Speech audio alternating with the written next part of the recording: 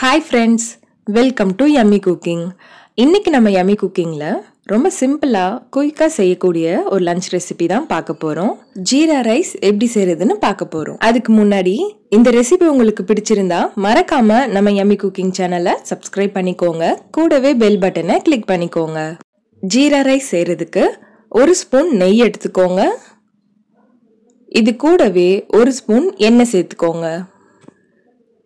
எண்ணெய் சூடானதும் இதுல ஒரு பிரியாணி இலை, ஒரு சின்ன துண்டு பட்டை, 3 கிராம்பு சேர்த்துக்கோங்க.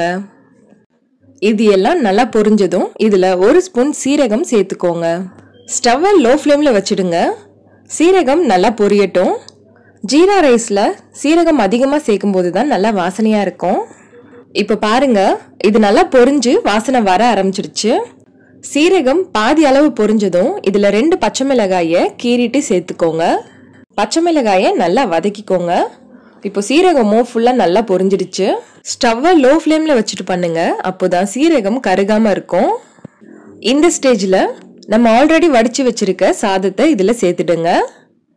நான் 1 கப் பாஸ்மதி ரைஸ் சேர்த்திருக்கேன். நீங்க எந்த ரைஸ் வேணும்னாலும் சேர்த்துக்கலாம். பட் ரைஸ் பாத்தீங்கன்னா ஓவர் குக் ஆகக்கூடாது, 90% வெந்திருந்தா போதும். இப்போ இதுல தேவையான அளவுக்கு உப்பு சேர்த்துட்டு ரைஸ் உடையாம நல்லா மிக்ஸ் பண்ணி விடுங்க. நல்லா மிக்ஸ் பண்ணியாச்சு. அடுத்து இதுல கொஞ்சமா கொத்தமல்லியை கட் பண்ணிட்டு சேர்த்துக்கோங்க. சேர்த்துட்டு இதை நல்லா மிக்ஸ் பண்ணிட்டு ஸ்டவ் ஆஃப் பண்ணிடுங்க. அவ்வளோதாங்க, நம்ம ஜீரா ரைஸ் சூப்பரா ரெடி ஆயிடுச்சு. இது ரொம்ப சிம்பிளா குயிக்கா செய்யக்கூடிய ஒரு லஞ்ச் ரெசிபி. இதே மாதிரி நீங்களும் கண்டிப்பா வீட்ல ட்ரை பண்ணி பாருங்க. ரொம்ப டேஸ்டா இருக்கும். எல்லாரும் ரொம்ப விரும்பி சாப்பிடுவாங்க. ஓகே ஃப்ரெண்ட்ஸ், உங்களுக்கு இந்த ரெசிபி பிடிச்சிருந்தா நம்ம Yummy Cooking சேனலை சப்ஸ்கிரைப் பண்ணுங்க, லைக் பண்ணுங்க, ஷேர் பண்ணுங்க. அண்ட் நீங்க ட்ரை பண்ணி பார்த்துட்டு எப்படி இருந்ததுன்னு கமெண்ட் பண்ணுங்க.